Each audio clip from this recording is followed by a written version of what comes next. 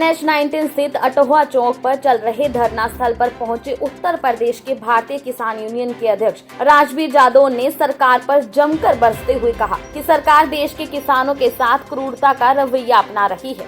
किसानों के इस आंदोलन को तो सर्वोच्च न्यायालय ने भी सही ठहराया है। उन्होंने कहा कि किसानों का धरना तो शांतिपूर्वक चल रहा है और तब तक चलता रहेगा जब तक कि सरकार किसानों की मांग को पूरी तरह से मान नहीं लेती। अगर रास्ता रोकने की बात करें तो किसानों ने कोई रास्ता नहीं रोका, बल्कि रास्ता तो पुलिस प्रशासन व सरकार ने उनका रोका।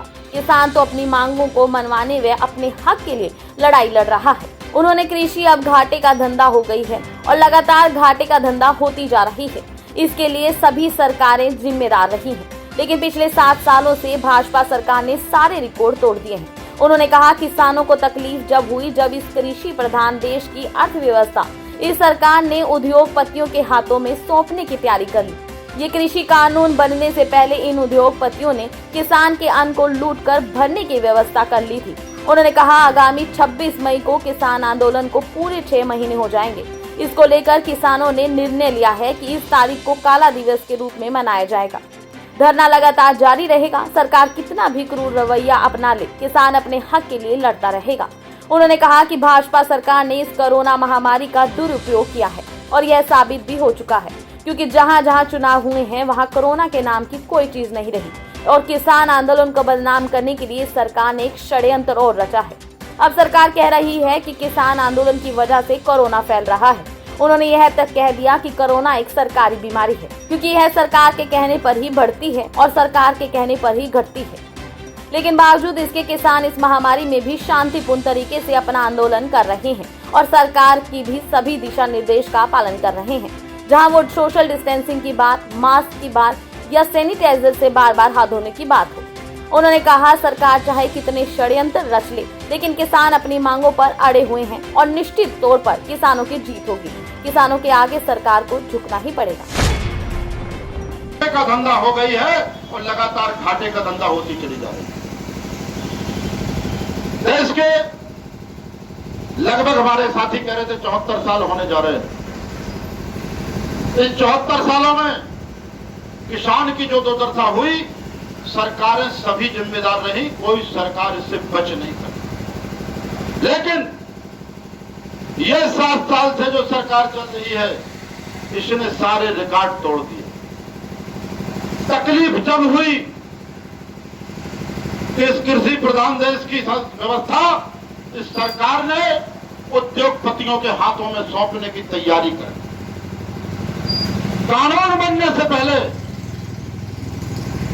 धन्ना सेठों को पता चल जाता है कि अब किस व्यवस्था में, किस व्यापार में फायदा होगा और उसी के अनुरूप आपके हरियाणा, पंजाब और बहुत सारे प्रांतों में खेती के अन्न को उपजाने वाले किसान के अन्न को लूट करके भरने की व्यवस्था इस कानून के लागू होने के 2 साल पहले कर ली। ये कौन सा प्रजातंत्र है जिसमें कानून बनने के 2 साल पहले सरमाएदारों को, उद्योगपतियों को पता चल जाता है कि हमें अब कौन सा कदम उठाना। जब से ये 3 कानून लागू हुए, हमारे हरियाणा और पंजाब के साथियों ने, हमारे टिकैत साहब ने इनका विरोध करना शुरू किया। उस विरोध को यह कहकर के दबाने का प्रयास किया कि ये 3 कानून हिंदुस्तान के किसान की तकदीर बदल देंगे। लेकिन जानकारों ने जब इनके कानूनों का अध्ययन किया तो पता चला कि इन कानूनों की किताब के बाहरी पेज पर तो लिखा है किसानों का कल्याण, और जब पन्ना पलट के अंदर देखा जाता है तो कृषि के विनाश के अलावा, कृषि के सत्यानाश के अलावा और कोई व्यवस्था नहीं है। अगर व्यवस्था है तो केवल कुछ घरानों के व्यापारिक फायदे के लिए सारी व्यवस्थाएं की जाती। आज आंदोलन 6वें महीने को पूरा करने जा रहा। 26 तारीख को हमारे 6 महीने पूरे हो जाएंगे। शुरुआती दौर था, सभी प्रांतों से किसान चल करके जब दिल्ली की तरफ आए तो इन सरकारों ने जहां जहां पर भारतीय जनता पार्टी की सरकार थी वहां पर किसानों को दिल्ली के बॉर्डर पर रोकने का काम किया। आपको यहां पलवल बॉर्डर पर रोका गया, किसी को शाजापुर बॉर्डर पर रोका गया, किसी को सिंगू बॉर्डर पर रोका गया, किसी को टीकरी बॉर्डर पर रोका गया और हम लोगों को गाजीपुर बॉर्डर दिल्ली पर रोक दिया गया। और ये सोच के रोका इन्होंने कि इनको किसी तरह से लाठी और बंदूक की ताकत से घर वापस कर दिया जाएगा। लेकिन ये भूल गए, ये वो आंदोलन नहीं थे जिन आंदोलनों को षड्यंत्र के माध्यम से कुचल दिया। ये हिंदुस्तान के विधाता, हिंदुस्तान का किसान, हिंदुस्तान की भलाई के लिए खेत घरों से निकला था, अपनी सत्ता को प्राप्त करने के लिए नहीं निकला। ये भूल गए कि हमारा वास्ता ऐसे लोगों से पड़ा है जो 130 करोड़ जनता का पेट भरने का काम करते हैं और लगातार घाटे पे खेती करने के बावजूद भी कृषि धर्म को नहीं छोड़ा, लगातार इस धर्म का पालन करते हुए जब देश की जनसंख्या 43 करोड़ होगा करती थी तब देश में भुखमरी के हालात होते थे। आज अब लगभग 143 करोड़ जनता होने जा रही है, फिर भी हिंदुस्तान के किसान ने पुरुषार्थ करके 130 करोड़ जनता आज बताते लोग उसके पेट भरने का काम किया जा रहा है। हमें संयम बना के रखना है। 6 महीने तक आंदोलन चल रहा है, विश्व का सबसे बड़ा आंदोलन बन गया है आज ये, और इसकी अभी पता नहीं कि आंदोलन कब तक चलेगा। ये ताकत जो आपको आज 6 महीने से लगातार आंदोलन करा रही है, ये ताकत है शांतिपूर्ण आंदोलन करने की ताकत, जिसका तोड़ सरकार के पास नहीं है। ये सरकार सर्वोच्च न्यायालय, माननीय सर्वोच्च न्यायालय के पास गई। सर्वोच्च न्यायालय ने फटकार लगाई इनको कि किसानों ने रास्ता नहीं रोका दिल्ली का, तुमने किसानों को दिल्ली के रास्ते पर रोका हुआ। इनको शांतिप्रिय आंदोलन करने का अधिकार है और तुम्हारे जो कानून है ये लागू करने का काबिल नहीं है, इनको गुनाह विचार किया जाए।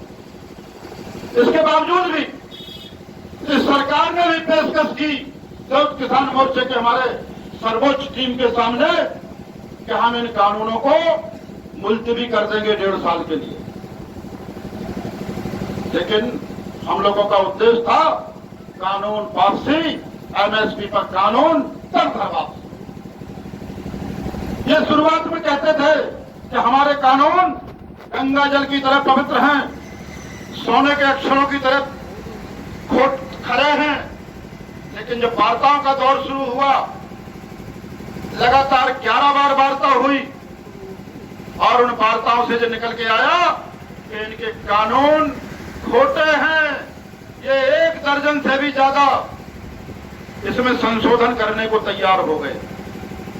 कृषि मंत्री जी ने कहा लोकसभा में कि बताया जाए इन कानूनों में काला क्या है,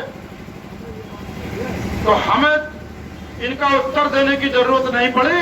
देश की 130 करोड़ जनता ने उत्तर दिया कि अगर इनमें काला नहीं है तो संशोधन करने के लिए और मुलतवी करने के लिए इनको क्यों तैयार हो। जब हम शुरुआत में आंदोलन पर बैठे, इस देश में बहुत सारे लोगों को शंका हुई, भ्रम हुआ, संदेह हुआ कि आखिर किसानों को ऐसी क्या परेशानी आ गई है जो इन कानूनों का विरोध कर रहे हैं। आज 6 महीने के दौरान सबसे बड़ी सफलता हमारी एक ये है, इस आंदोलन की सफलता ये है कि आज हिंदुस्तान ही नहीं पूरी दुनिया के देश ये जान गए हैं कि इन कानूनों में कौन कौन सी कमियां हैं। ये सफलता है हमारी। लेकिन अभी कोरोना का जो काल चल रहा है, ये महामारी का दौर चल रहा है, हम विज्ञान को झूठा साबित नहीं करना चाहेंगे। लेकिन इतना जरूर कहना चाहूंगा कि इस बीमारी का दुरुपयोग जिस तरह सरकार ने किया, इस बीमारी का सरकारीकरण जिस तरह से केंद्र में बैठी सरकार ने किया, ये बहुत शर्मनाक है, बेहद शर्मनाक है। और ये सिद्ध हो गया कि जहां जहां सरकार को जरूरत होती है वहां कोरोना नहीं जाता। अभी चुनाव हुए, बड़ी बड़ी सभाएं हुई, प्रधानमंत्री जी की हुई और सारे नेताओं की हुई, वहां कोरोना नहीं था। तो जहां आंदोलन कर रहा किसान, वहां बताया गया कि किसानों से कोरोना फैल रहा। दी बॉटल के लिए पलवल से ऋषि भारद्वाज की रिपोर्ट। अगर आपको हमारी यह वीडियो पसंद आई तो दी बॉटल को सब्सक्राइब, लाइक, शेयर और कमेंट करना ना भूलिएगा।